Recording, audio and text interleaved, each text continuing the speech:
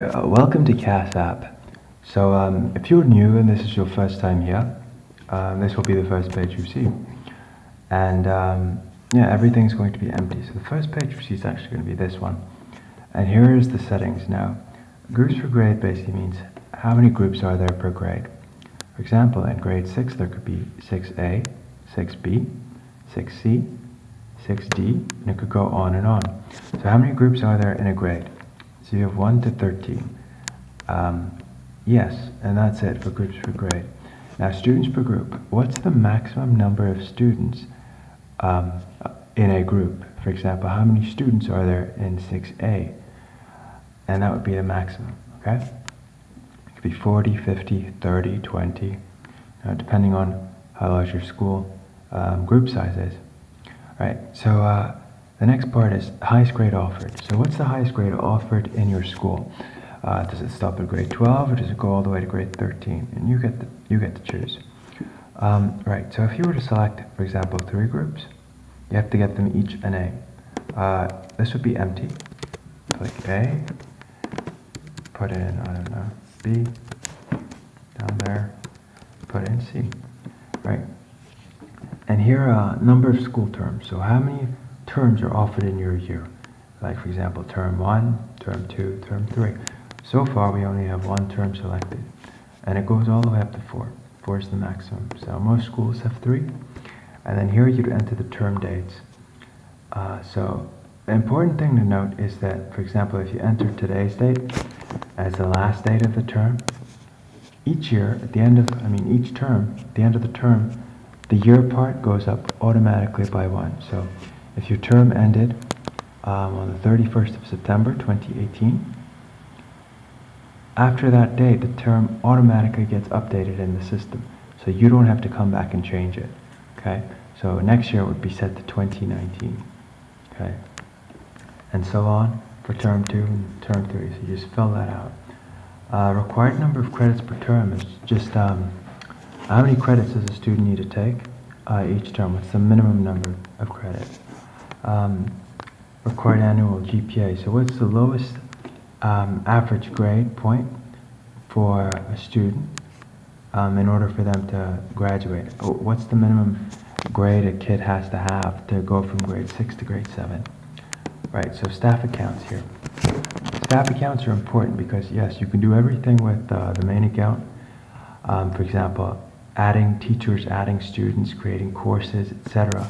But sometimes you want to be able to delegate that responsibility because it's a lot for a lot of students, right? So you want to be able to delegate that responsibility. So down here you could select scheduling assistants.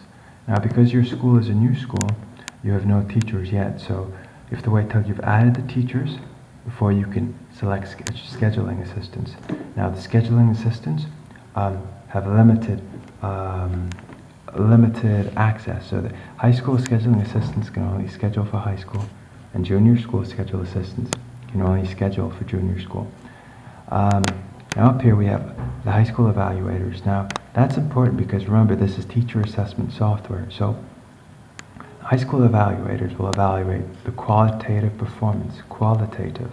okay, performance of the teachers at your school at the evaluator's level. So if they're a high school evaluator, they can only evaluate high school teachers. And if they're a junior school evaluator, they can only evaluate junior school teachers. Now an important point to note is that nobody else, no teacher has access to your settings. So only you can set your settings. Now one more point is that here for the terms, at the end of the last term for the year, term 3, all the kids in the year get graduated, so they go up 1 year. So what you do not want to do is play with this too often and too much without reason, okay? So if there's a good reason to change the term dates, for example, there's an actual change in your school, you can do that. But otherwise, just set it and forget it, because if it goes past the last date of term, for example, term 3, if it was term 3, or term 4, every kid in the school goes up by 1 grade. It's going to be a lot of work to manually reset everything yourself.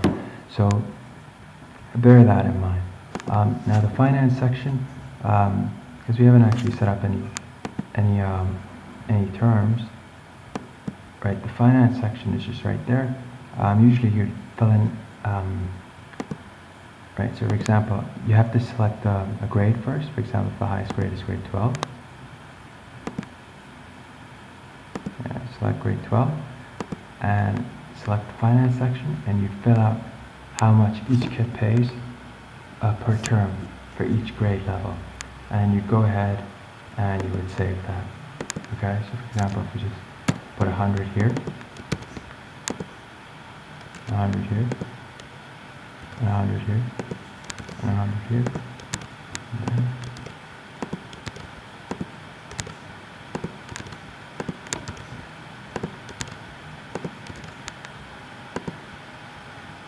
Right, so you also need to fill out the term dates, okay? Just make sure they're in the right order and you will be good to go. So that's pretty much it for the settings section. Just, yeah, it should be pretty obvious. Alright, so yeah, that's it. Take care. Bye.